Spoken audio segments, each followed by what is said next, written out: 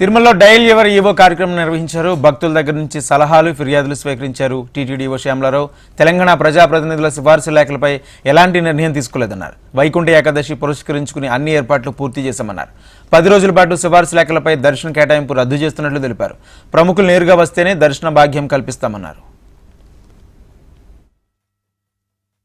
దర్శనాలకు సంబంధించి నవంబర్ నెలలో 20,35,000 మంది చేసుకున్నారు. శ్రీవారిని దర్శించుకున్న భక్తుల సంఖ్య అది. హుండీ కానుకలు 111 కోట్లు. విక్రయించిన లడ్డూల సంఖ్య 97 లక్షలు. అన్నప్రసాదం స్వీకరించిన భక్తుల సంఖ్య 19,74,000. తలనీలాలు సమర్పించిన భక్తుల సంఖ్య 7,31,000.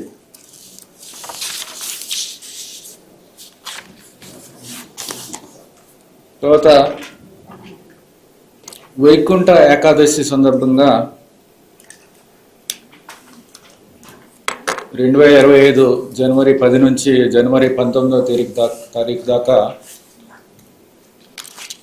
అన్ని రకాల ఏర్పాట్లు కూడా భక్తులకు ఎటువంటి అసౌకర్యం కలగకుండా చేస్తున్నాము. ఇప్పటికే ఎస్ఈడి టోకెన్లు ఆన్లైన్లో, శ్రీవాణి టోకెన్లు కూడా ఆన్లైన్లో ఇవ్వడం జరిగింది.